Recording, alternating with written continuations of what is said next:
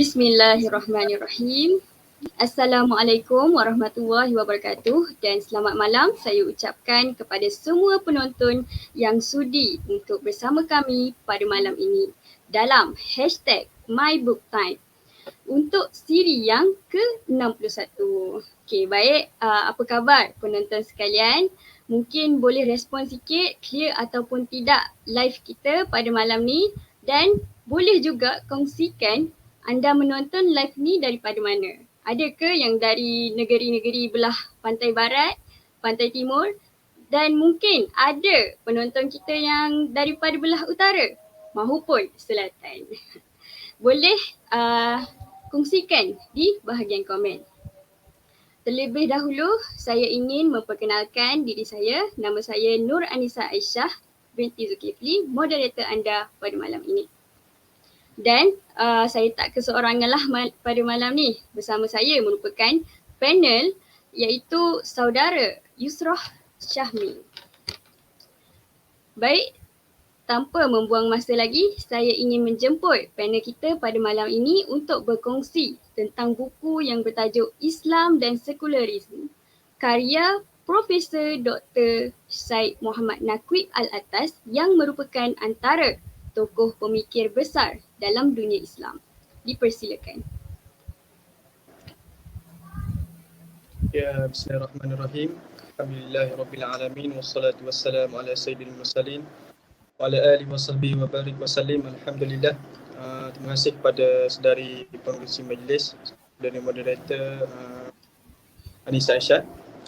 Khususnya dapat terima kasih juga diucapkan kepada pihak pengatur Pemen Buku kerana sudilah menjemput saya untuk kita malam ini bersama-sama membedah buku ataupun berkongsi berkenaan dengan buku Islam dan Sekularisme karya Profesor Syed Muhammad Naqib Al-Atas Hafizahullah. Jadi sebenarnya buku ini adalah buku yang agak tinggi, mana telah diperkenalkan dan sudah diketahui oleh khayalak ramai. Namun kita cuba untuk membawa buku ini dalam dimensi yang kata secara santai lah, ya, secara santai. Memandangkan sebenarnya kalau kita bawa secara lebih santai sangat pun sebenarnya dia tak kena juga, sebab buku ini dia karya dia tinggi. Jadi benda yang tinggi kalau kita bawa dalam santai tu agak menjadi kurang bermutu lah karya agung itu. Jadi saya akan mulakan.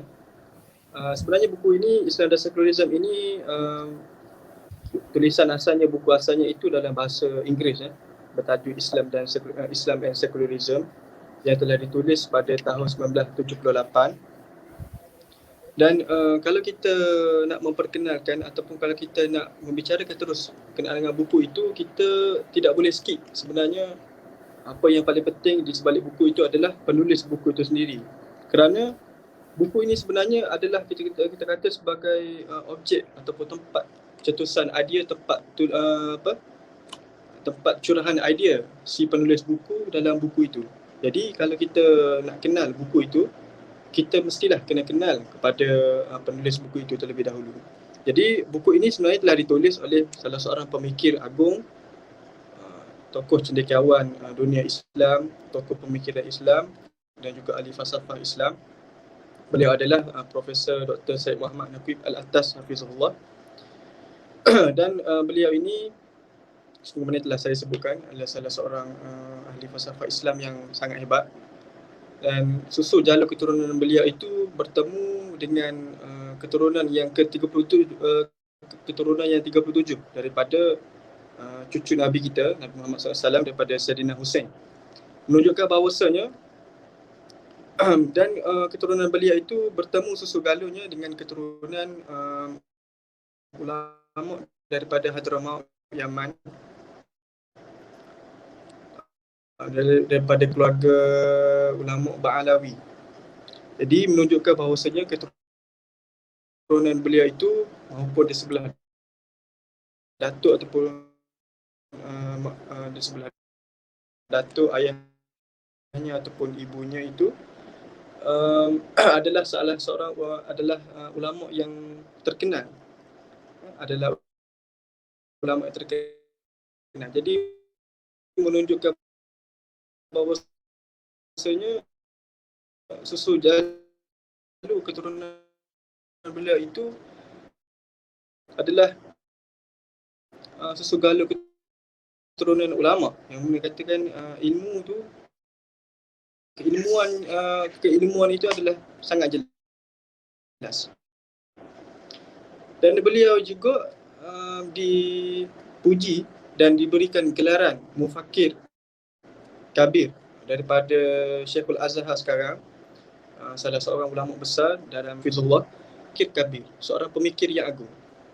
Dan salah seorang juga daripada cendekiawan, ahli falsafah Fazlur Rahman ni merupakan salah seorang juga pemikir besar ahli falsafah yang dunia ini. Beliau menguasai bahasa Inggeris, bahasa Arab, bahasa Farsi, bahasa Urdu, bahasa Turki, bahasa Jerman, bahasa Perancis dan juga bahasa Yunani. Beliau menyifatkan Profesor Syed Muhammad Naqvi Al-Atas ini sebagai salah seorang jenius dalam bidang metafizik. Salah seorang jenius dalam bidang metafizik. Di waktu itu ketika di University of Chicago. Jadi dengan kejeniusan beliau yang menguasai 9 bahasa itu, beliau juga memuji Profesor Al-Atas ini sebagai seorang jenius dalam ilmu metafizik. Bagaimana kita sebut tentang metafizik, metafizik ni dengan makna meta itu dengan makna di sebalik. Ini dalam bahasa Yunani lah. Fizik itu dengan makna zahir. Jadi ilmu metafizik ni adalah berkenaan dengan alam yang tidak, alam di sebalik zahir ataupun alam yang tidak kelihatan. Alam rohani lah. Dan itu daripada Dr. Fazlur Rahman. Dan saya teruskan kepada pujian daripada salah seorang juga tokoh ulama besar juga dalam dunia Islam, iaitu Syekh Hamzah Yusuf.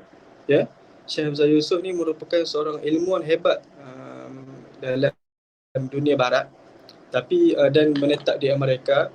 Beliau adalah lulusan daripada Universiti Al-Azhar dan juga Universiti di Mauritania, yang sekarang menjadi anak murid kepada Syekh Abdullah bin Bayah. Syekh Hamzah Yusuf ni, beliau mengatakan bahawa buku Islam dan Sekularisme ini antara buku yang terbaik ditulis dalam abad kita ini. Dan beliau kata beliau khatam beberapa kali buku ini, dan apabila ada masalah yang melanda beliau, persoalan-persoalan yang melanda beliau, jadi beliau akan mencari buku ini untuk mendapatkan jawapan kepada permasalahan beliau. Bahkan Syekh Hamzah Yusuf sendiri pun pernah datang ke Malaysia semata-mata untuk mewawancarai, menemu bual Profesor Al-Atas ini. Ketika itu waktu dalam bulan Ramadan, kalau tak silap saya lah, bersama dengan Qatar TV datang ke Malaysia untuk buat mewawancara Profesor Al-Atas ini. Dan buku ini juga, dan ini menunjukkan bahawasanya pengiktirafan daripada para ulama, pengiktirafan daripada Syekhul Azhar, dan buku ini diterjemahkan dalam banyak bahasa. Ini menunjukkan sifat buku yang karya kita sebut sebagai karya agung. Buku itu ataupun karya itu diterjemahkan dalam pelbagai bahasa, asalnya daripada perkataan daripada bahasa Inggeris, diterjemahkan dalam bahasa Indonesia, bahasa Melayu, bahasa Arab dengan judul Al-Islam wal Ilmaniyah, dalam juga diterjemahkan dalam bahasa Turki, bahasa Kosovo, bahkan bahasa Tamil, juga dalam bahasa Parsi. Dalam bahasa Parsi ni uniknya tokoh cendekiawan terjemah buku Islam dan Sekularisme ini, ketika itu beliau berumur 90 tahun ketika menterjemahkan buku Islam dan Sekularisme ini. Dan sebenarnya nadir ataupun rare ataupun payah bagi seorang Syiah, bagi seorang daripada Farsi ini untuk menterjemahkan buku-buku orang Sunni. Kerana apa? Kerana sebenarnya objek ataupun subjek falsafah ini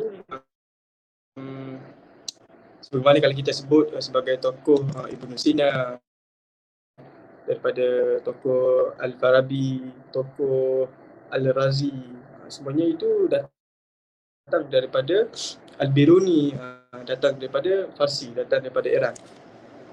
Jadi menunjukkan bahawasanya buku ini bukan, kata kita, bukan kaleng-kaleng lah, ataupun bukan buku biasa. Penulisnya pun bukan orang yang biasa, mauduk perbicaraan tajuk pun bukan biasa-biasa, dan buku ini juga ditulis untuk menyelesaikan masalah umat yang luar biasa. Dalam erti kata lain, sebuah secara opus mukadimahnya berkenaan dengan untuk persaingan seterusnya. Dengar ke?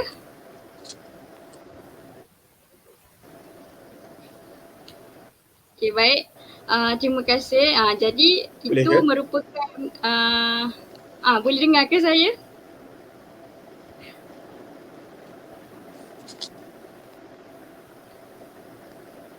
Okey. Jelas ke? Boleh dengar ke? Okey, baik. Jadi tu untuk pusingan pertama. Kita dapat tahu banyak yang dikongsikan tentang penulis buku ni. Seterusnya pada pendapat panel, boleh tak kongsikan tentang tema buku ni, tentang apa?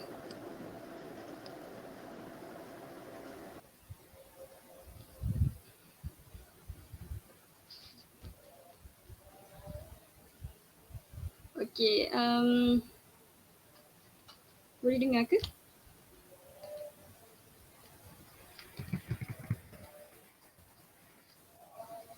Okey, mungkin line panel pada malam ni kurang lancar. Jadi sementara tu saya nak kongsikan sedikit lah daripada apa yang diperkatakan tadi. Jadi ramai berkenaan buku Islam dan sekularisme ni, orang ramai keliru sebab timbul perbezaan tarikh tu sendiri. Jadi penting untuk kita tahu daripada mana kita buku ni ditulis oleh siapa dan asal pendidikan penulis tu sendiri. Yang mana telah pun dikongsikan oleh panel kita sebentar tadi. Jadi pentinglah untuk kita mempelajari tentang ideologi. Terdapat banyak sebenarnya ideologi dalam yang timbul pada masa ini. Selain daripada sekularisme ni, terdapat juga pluralism. Saya confuse antara nak panggil belakang tu ismi ke ism? Pendapat panel macam mana? Boleh dengar tak? Boleh dengar? Boleh dengar? Dia sekularisme ke ataupun sekularism? Dia sebut sebagai sekularism lah. Sekularism. Okey. Kita sambung ke pusingan kedua. Sebentar tadi saya nak minta panel kongsikan sedikit tentang tema buku ni. Dipersilakan. Sebelum saya masuk ke dalam tema berkenaan dengan buku Islam dan Sekularisme, jadi sebelum tu okey tak? Line okey. Okey. Kalau tak okey beritahu salah sikit. Okey, baik. Okey. Berkenaan dengan, sebelum masuk pada tema buku kita iaitu Islam dan Sekularisme oleh Syed Muhammad Nafi Al-Atas ini, saya nak ceritakan berkenaan dengan sedikit sebanyak pandangan saya berkenaan dengan gaya penulisan penulis ini. Sebenarnya saya nak mengutip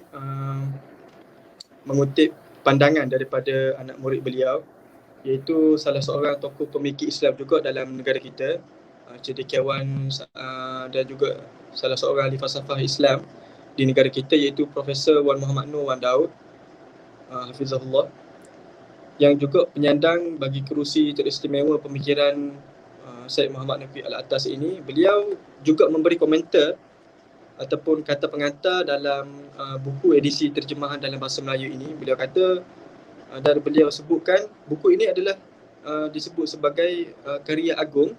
Pertama sekali karya agung. Yang kedua disebut sebagai bersifat universal ataupun bersifat kuli ataupun bersifat sejagat. Kenapa disebut sebagai karya agung? Kerana ia adalah karya yang membicarakan tentang suatu perkara yang asas dan penting. Apabila ia membongkar masalah, buku ini dia membongkar masalah secara tuntas, ya, mengenai permasalahan yang melanda umat Islam sebenarnya, dan seterusnya ia juga memberi penyelesaian jangka masa panjang. Setiap orang ni dia boleh bagi penyelesaian secara jangka masa pendek, tapi seorang pemikir agung, seorang penulis buku, seorang cendekiawan yang agung, dia akan beri solusi jangka masa panjang.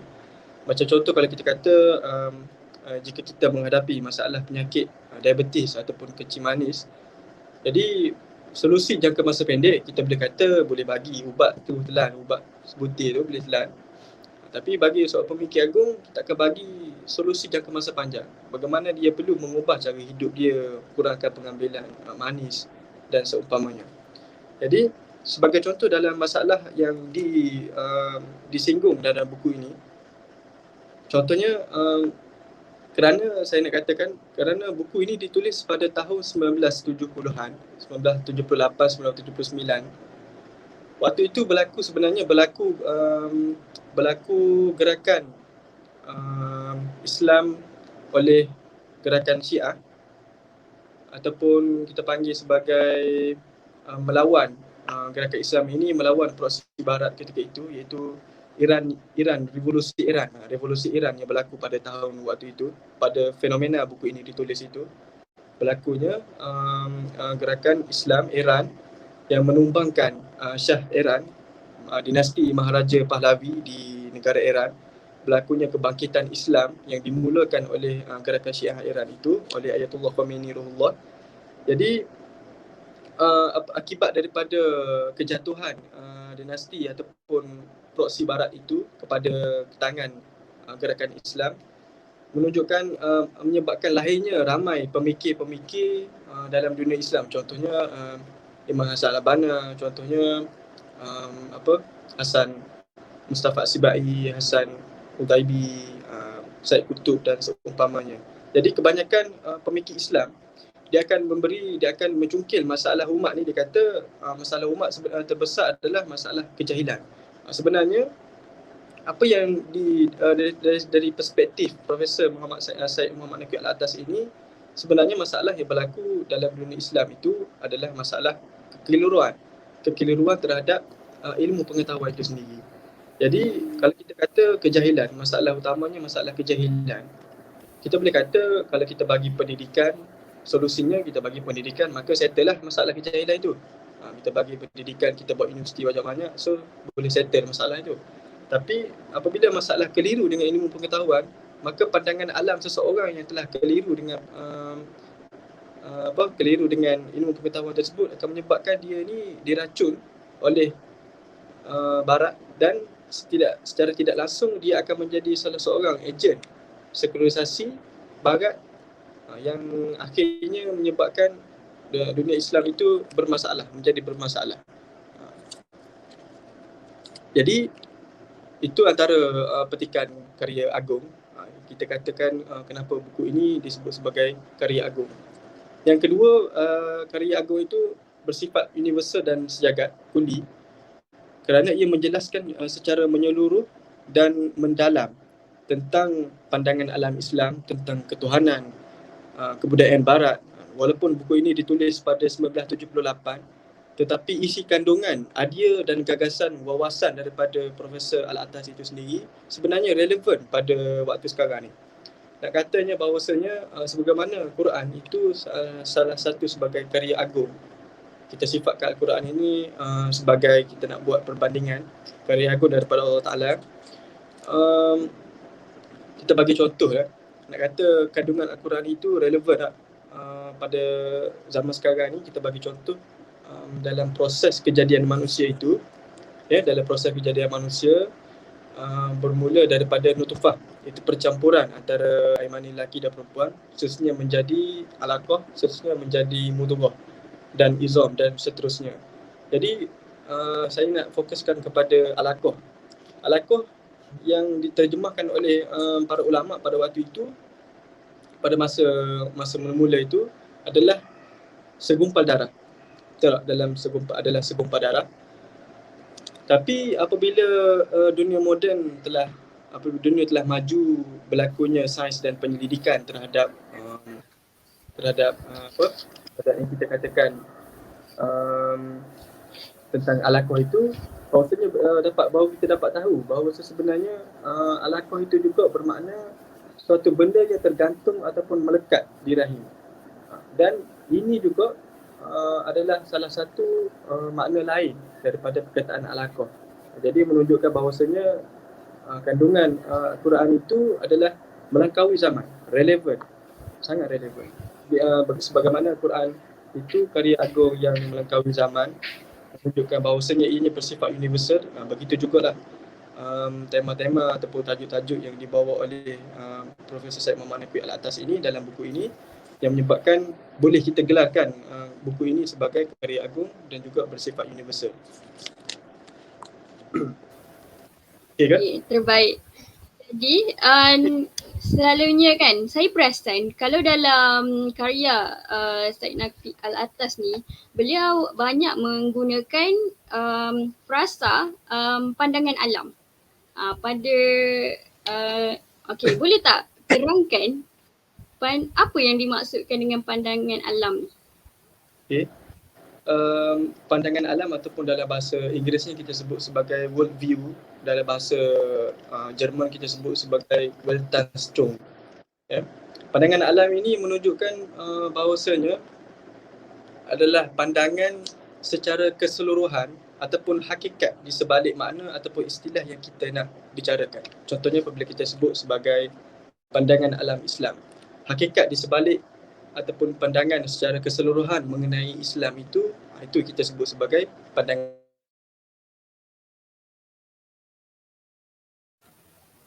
Boleh ulang sekali lagi tak? Ada yang tersekat sikit tadi.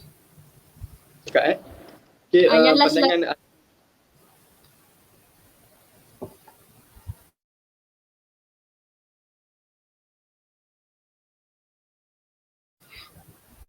tak dengar suara panel. Biasalah lain. Okay, rasa nampak lebih jelas tu? Okay, cuba.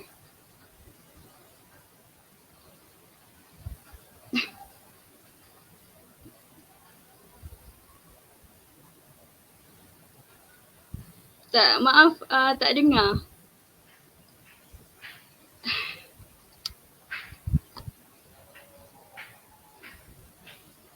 Okay, refresh balik. Okay, macam mana sekarang? Boleh ke panel? Bismillah.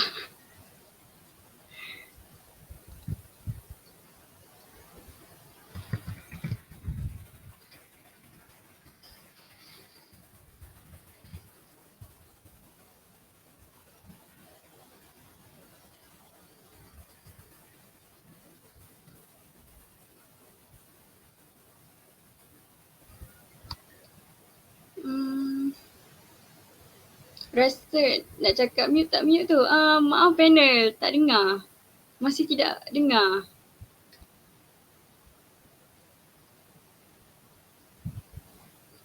Mungkin kena refresh balik kot.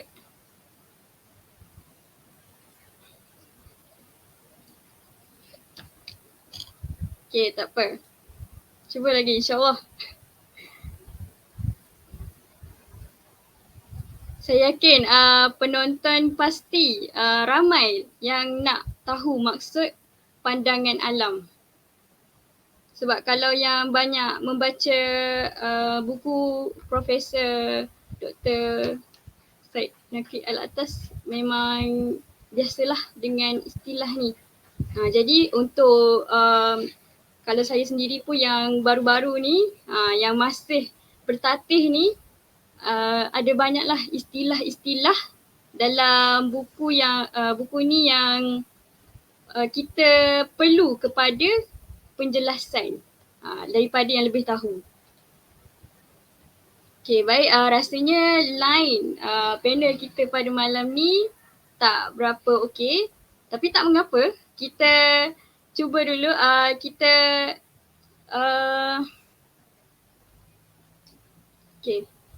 Tapi tak mengapa, kita kalau ada penonton yang nak kongsikan sekadar tentang buku ni, boleh type di bahagian komen, ataupun jika anda ada soalan, boleh type terus dan saya akan bacakan lagi di soalan-soalan tersebut di penghujung perkongsian kita pada malam ni, insyaAllah. Okay. Jadi begitulah, bila mana berkenaan Islam ni ramai yang selalu kita fikir bila kefahaman kita tentang Islam ni kecil, maka kita akan fikirkan tentang Islam tu hanya pada skop yang kecil, pada gelanggang yang kecil. Sedangkan kalau jika kefahaman kita tentang agama Islam ni lebih meluas dan lebih merangkumi, bukan sekadar cara hidup tapi juga dari bab pendidikan, dari segi ekonomi, maka kita akan melihat Islam tu dari sudut pandang yang lebih besar lah. Maksudnya Islam tu bukan hanya sekadar nama, bukan hanya sekadar ibadah semata-mata, tapi kita akan melihat Islam tu sebagai satu cara hidup. Okay. Saya pun tak tahu sangat ni. Saya berkongsi daripada apa yang saya tahulah, yang sedikit yang saya tahu. Jadi saya nak dengar juga daripada penonton-penonton pada malam ni, apa buku Syed Naqvi Al-Attas yang anda baca. Kalau ada mungkin boleh kongsikan sedikit frasa-frasa ataupun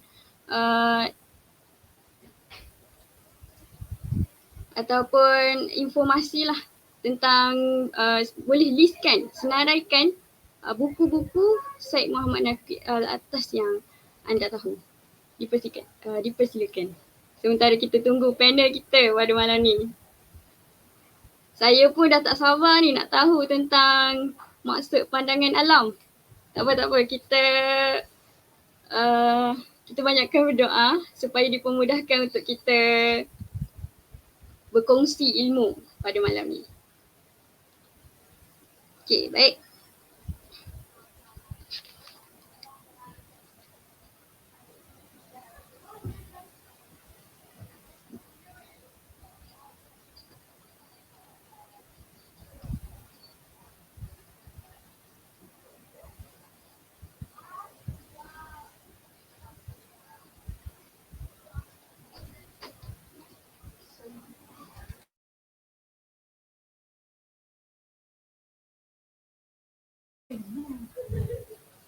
Okay.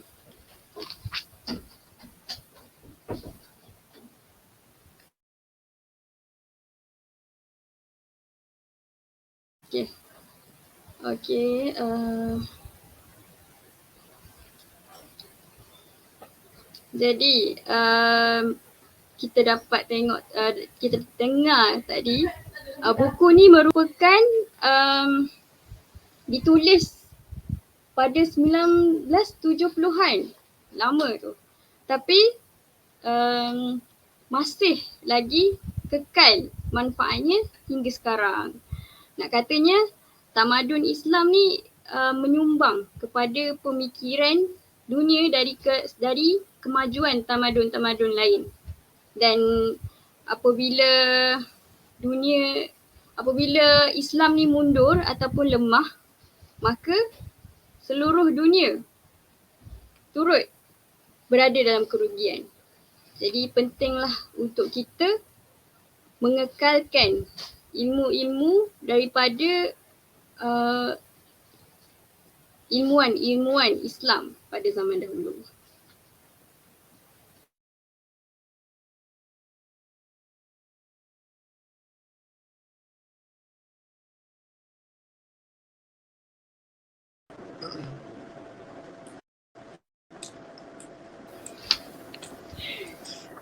Okay, macam mana? Boleh ke? Dah okey ke line-nya? Nak tanya line tu masalah. Tak apalah. Boleh ke? Apa? Dari sudut teknikal lah tu. Okay. Ya. Alhamdulillah dengar. Jelas. Okay. Okey. Sambung yang tadi. Masa nak lari masuk dalam kereta. Okay. Berkenaan dengan pandangan alam. Ya, berkenaan dengan pandangan alam. Benar. Boleh dengar? Yes. Okay, pandangan alam ini dalam bahasa Inggerisnya kita sebut sebagai boleh. Okay. Pandangan alam ini dalam bahasa Inggerisnya kita sebut sebagai world view. Dalam bahasa Jerman kita sebut sebagai Weltanschauung. Yang makna menunjukkan bahawasanya mana pandangan alam itu adalah pandangan secara keseluruhan yang mengungkap hakikat di sebalik makna ataupun istilah yang kita gunakan. Jadi apabila kita sebut tentang pandangan alam Islam, maka yang dimaksudkan dengan pandangan alam Islam itu adalah mengenai dengan pandangan secara keseluruhan mengenai dengan Islam itu dan hakikat di sebalik makna istilah Islam itu. Itulah dengan makna pandangan alam. Boleh? Okey.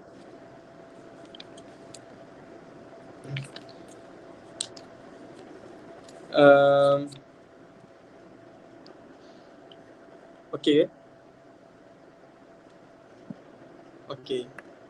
Okey. Jadi okey. Alhamdulillah. Okey, alhamdulillah. Seterusnya saya sebutlah berkenaan dengan tema besar. Antara tema besar dalam buku ini tidak lain dan tidak bukan itu adalah terkandung dalam tajuk buku itu sendiri, iaitu Islam dan Secularism. Tema bukunya kalau kita tengok tajuk pertama dalam buku ini disinggung oleh Profesor Syed Muhammad Nafi Al-Attas. Dia tulis tajuk yang mula-mula sekali adalah latar belakang Kristian Barat pada masa kini. Itu tajuk yang pertama. Jadi kemungkinan para pembaca ataupun kita sendiri yang kalau kita baca buku ni, tiba-tiba kenapa bab yang pertama ni Syed Muhammad Nafi Al-Attas ini, Profesor Al-Attas tulis berkenaan dengan latar belakang Kristian. Kenapa tak cerita tentang Islam, ya? Pada mula-mula tajuk buku ni. Soalan yang menarik.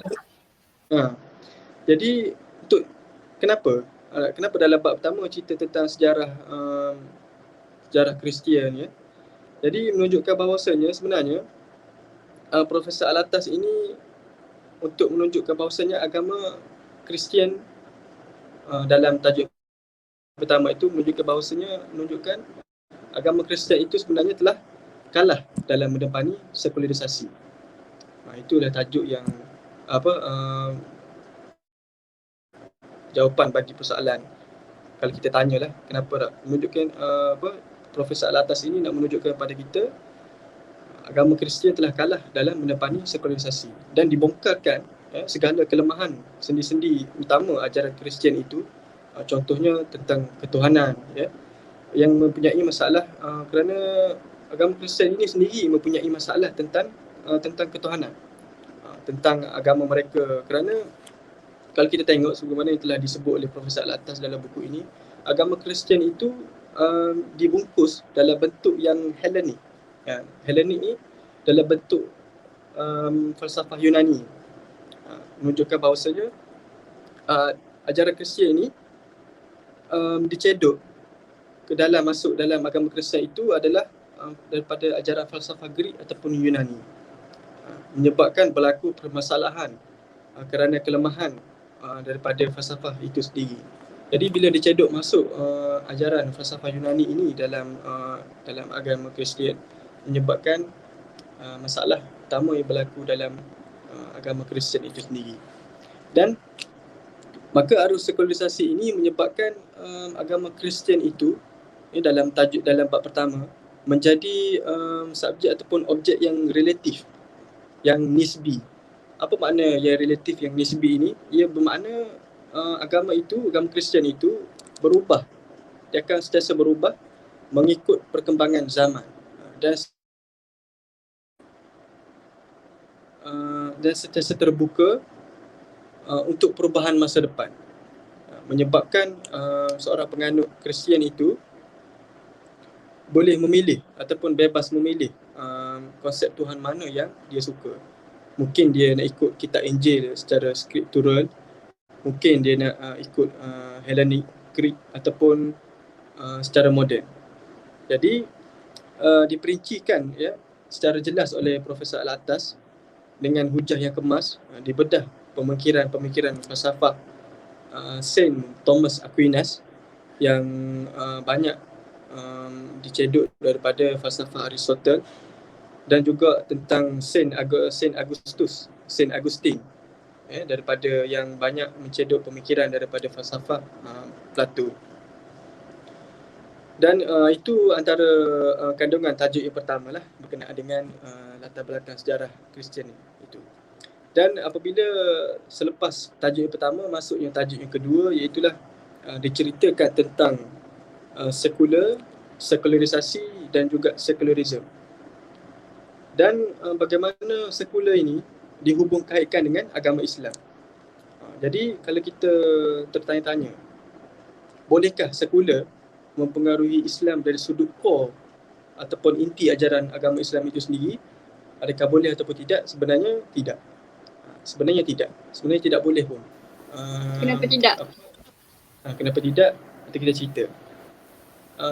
Sekularisasi tidak boleh mengubah agama Islam itu, tetapi masalah yang berlaku akibat kekeliruan yang dialami oleh sarjana dan cendekiawan Muslim yang telah dipengaruhi oleh Barat, cara berfikir mereka itu, dan memberi kesimpulan kepada kita bahawasanya kelemahan mereka ini dalam memahami pandangan alam Islam itu menyebabkan mereka menjadi penabur kekeliruan. Ini disentuh secara langsung oleh Profesor Al-Attas, dan mereka ini menjadi ejen sekularisasi secara tidak sedar yang memisahkan agama secara total dalam kehidupan mereka. Jadi itu antara tajuk yang disentuhlah dalam tajuk yang kedua, sekularisasi dan sekularisme. Kalau tanya apa makna sekular, sekular itu adalah program falsafah yang memisahkan agama secara total daripada kehidupan. Memisahkan agama maksudnya memisahkan segala benda-benda yang benda-benda yang kita sebutkan sebagai benda-benda rohani, membuang nilai-nilai rohani itu dalam kehidupan. Maka yang tinggal dalam kehidupan ini adalah nilai-nilai yang kita sebut sebagai nilai zahir saja. Itu dalam bab yang kedua.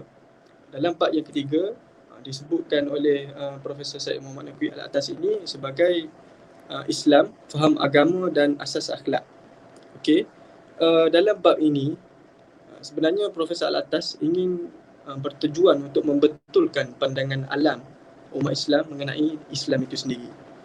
Bahawasanya memahami Islam itu adalah bukan sekadar seperti yang difahami sebagai religion semata-mata, sebagai agama semata-mata, tapi mestilah difahami dalam konteks ad-din, konteks din, yang mana Profesor Syed Muhammad Naqwi Al-Attas ini sebut makna din itu membahagikan kepada 4 perkara. Pertama sekali, keadaan yang berhutang. Yang kedua, pergerakan. Yang kedua, penyerahan diri. Yang ketiga, pengabdian. Yang keempat, kecenderungan alami. Jadi Profesor Al-Attas ini mengkaitkan antara empat makna ad-din itu dan memberi contoh yang jelas berkenaan dengan keterkaitan berkenaan dengan perkataan ad-din itu. Jadi menyebabkan akhir sekali membetulkan pandangan pemikiran kita yang sebelum ni kita fikir Islam itu hanyalah sebagai sekadar agama ataupun ritual ibadat semata-mata, tapi lebih daripada itu Islam ini menerangkan tentang aspek penyerahan diri dan pengabdian yang agung kepada Allah Ta'ala dari sudut keduniaan ataupun maupun dari sudut keagamaan itu sendiri. Itu dalam bab 3, bab faham agama dan asas akhlak. Boleh ke sekat tu? Faham. Setakat ni sangat jelas lah penerangannya. Okay. Jadi kita ada lebih kurang 15 minit lagi untuk masa Seterusnya perkongsian dalam kita. bab yang keempat.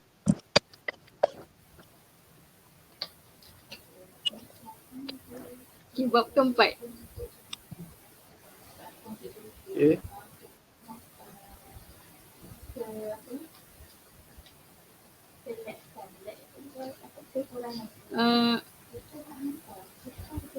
Agak tersekat sikit di sini.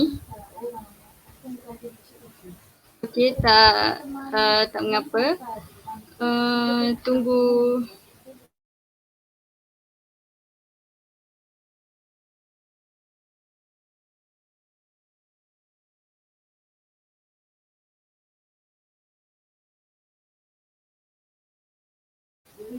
Okey, secara rumusannya daripada apa yang telah dikongsikan oleh panel sebentar tadi, maka pentinglah untuk kita fahami bahawa sekular ni secara asasnya bila kita berbahas ataupun bila kita bercakap mengenai sekularisme, ia adalah satu fahaman yang mana atau suatu bentuk falsafah yang memisahkan agama secara total daripada kehidupan. Okey. Saya sebenarnya ada banyak lagi soalan ni. Tak apa, kita tunggu panel masuk dulu. Macam mana? Bahagian keempat, satu lagi. Okey ke? Ya. Okey, bahagian keempat Tak akhir ke tu? Okey, bahagian keempat. Ke ada beberapa bahagian dalam buku ni? Kita sebenarnya telah disebut oleh Profesor Syed Muhammad. Kita ada buku ni ada 5 tajuk. Ada 5 tajuk lah semua sekali. Boleh? Okey. Boleh. Tajuk yang keempat adalah InsyaAllah. berkenaan dengan dilema Muslim. Okey. Iaitu dilema Muslim ini bagi saya adalah antara bab yang penting untuk dibaca dan juga difahami kerana ia menceritakan sedikit pada awalnya tentang pergerakan antara agama-agama utama dalam dunia ini, iaitu contohnya adalah agama Kristian, agama Hindu, agama Buddha, agama Yahudi, agama Zoroaster dan juga agama Confucius. Dan dibezakan agama ini dan pengaruhnya kepada manusia dan sejarah dunia. Yang menariknya dalam bab ini, disentuh secara langsung pertembungan yang berlaku dalam antara dunia Kristian dan dunia Islam. Pertembungan tersebut telah memberi kesan yang besar dalam sejarah dunia, mana yang kita tahu dalam sejarah dunia kita lah. Bagaimana Kristian itu sendiri ada di Vatikan, ada di Rom, dan juga ada di Byzantine. Pemicahan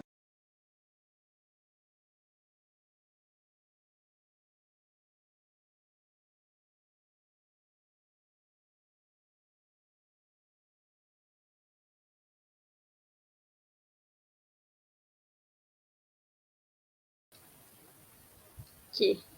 Baik. InsyaAllah. Jadi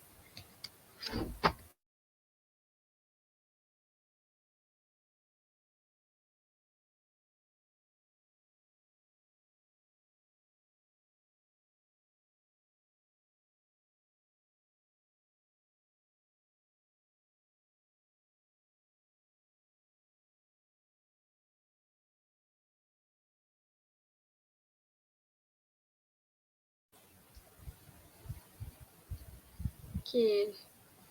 Sedikit lagi. Sebelum tu saya nak baca sedikit komen lah. Penulisan Syed Naqvi, sebuah komen daripada saudari Syarah Syamimi. Penulisan Syed Naqvi secara peribadinya pada saya ketika mana di awal mula-mula membaca buah tangannya, laras bahasa agak tinggi dan penulis banyak menggunakan mengeluarkan jargon-jargon bahasa yang menyebabkan saya mulanya agak berputus asa untuk menghabiskannya. Mungkin panel nanti boleh bagi nasihat bagaimana nak mencermati dan mencerap gaya penulisan Syed Naqvi agar pembaca tidak berasa bosan atau putus asa. Itu merupakan soalan daripada salah seorang penonton. Jadi dengar ke persoalan tadi? Boleh? Dengar. Okay. Jadi Boleh. ada sedikit masa lagi. Nak jawab lah dulu ni. Panel, terpulang pada panel nak jawab terus ataupun nak sambung dulu bab part tu.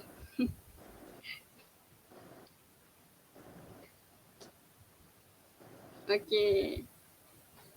Rasanya lagi okey kalau sambung bab part tu. Okey, boleh ya?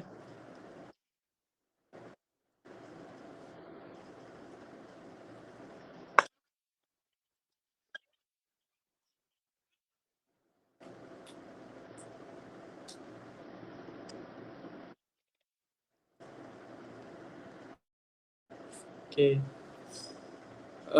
Boleh dengar tak? Ke sekat lah. Dengar. Jelas.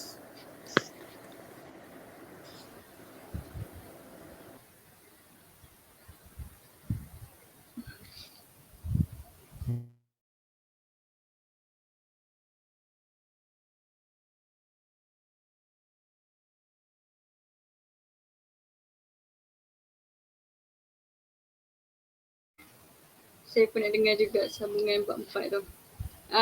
Jadi sementara menunggu kita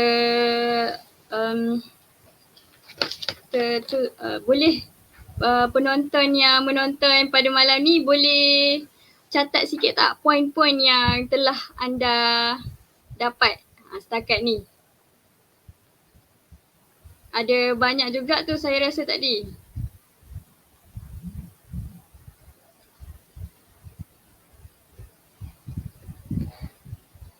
Okay, jadi panel kita akan perlukan sedikit masa untuk cari line untuk tu ada sedikit masalah teknikal. Jadi sementara tu kalau ada dalam kalangan penonton yang catat poin-poin yang telah dikongsikan sebentar tadi boleh typekan dalam ruangan komen. InsyaAllah kita sama-sama kongsi dan kita akan baca sambil-sambil menunggu.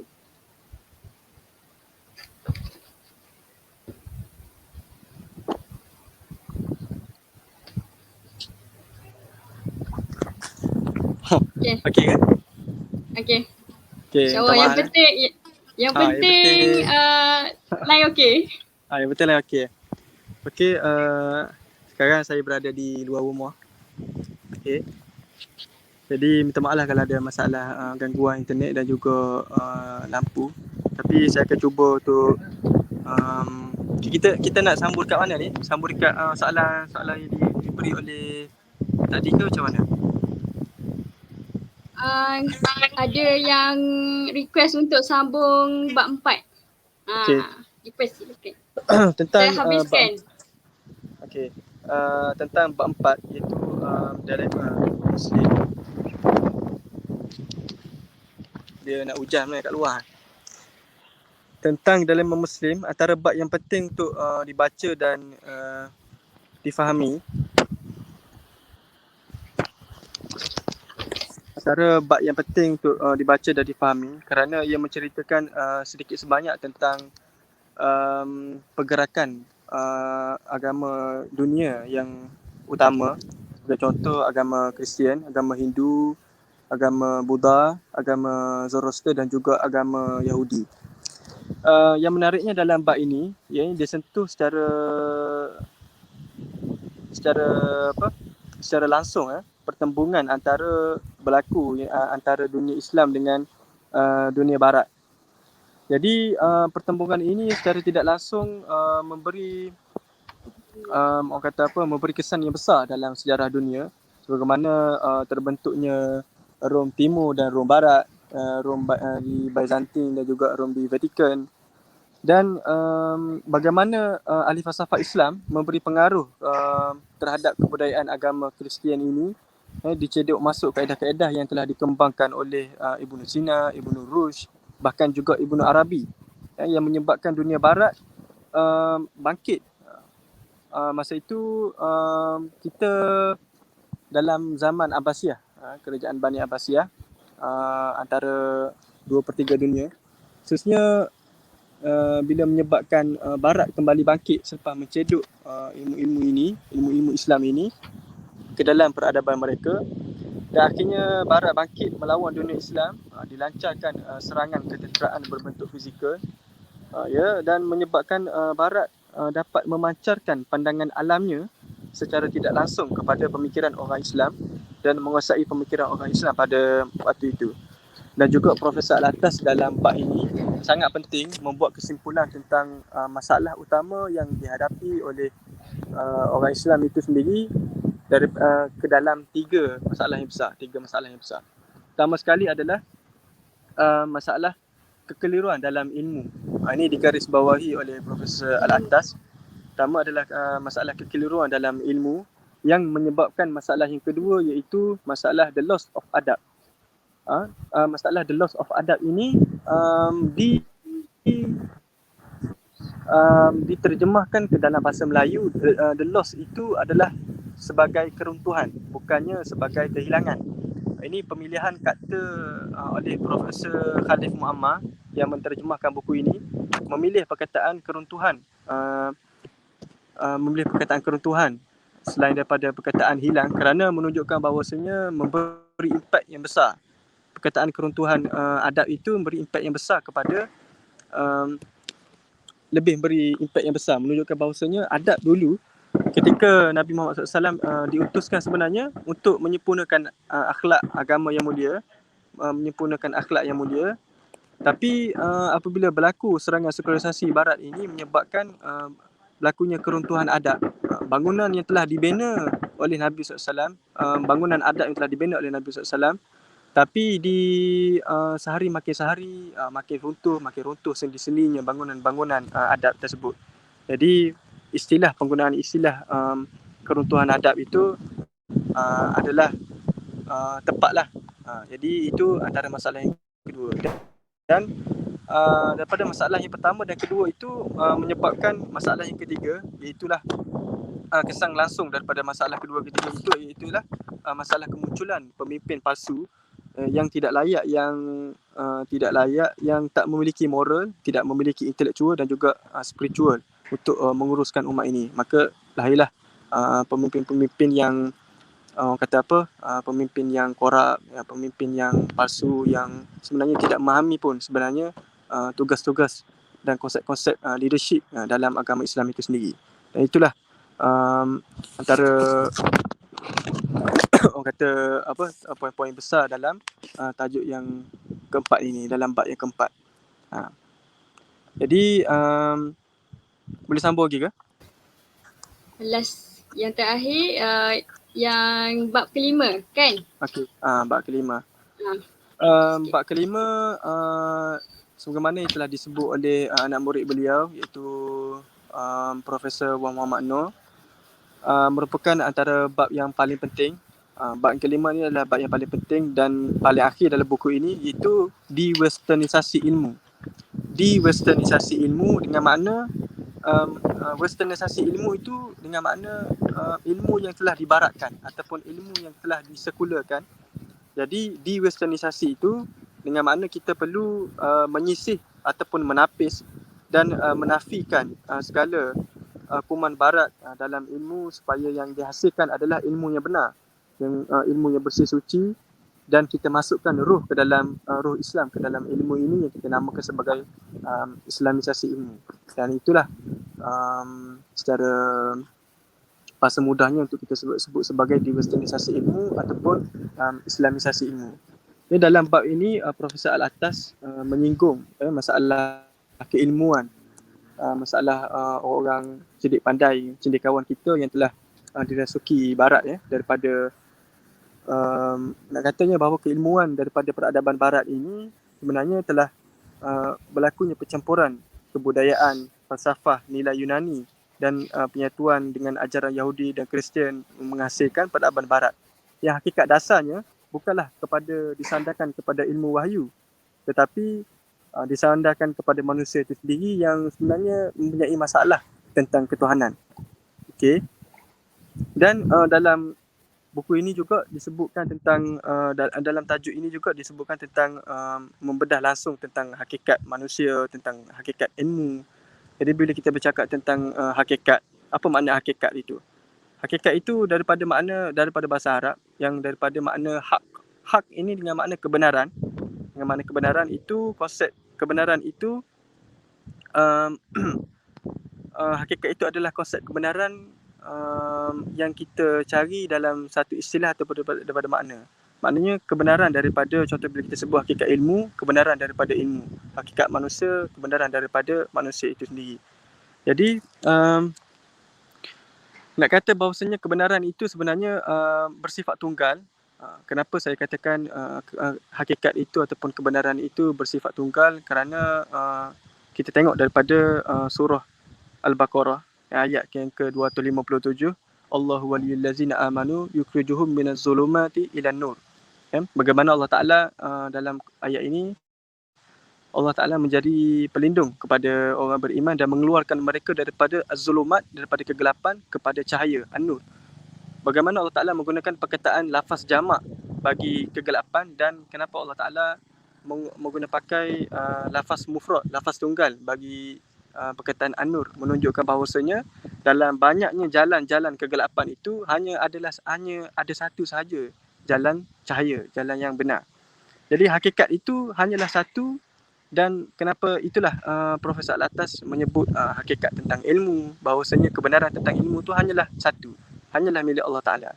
Kebenaran tentang hakikat manusia itu sendiri, itulah yang disinggung oleh Profesor Al-Attas. Jadi dia juga disebutkan tentang definisi dan tujuan pendidikan. Kenapa Profesor Al-Attas meletakkan definisi menggunakan istilah ta'dib, bukannya istilah tarbiyah mengenai dengan pendidikan Islam itu.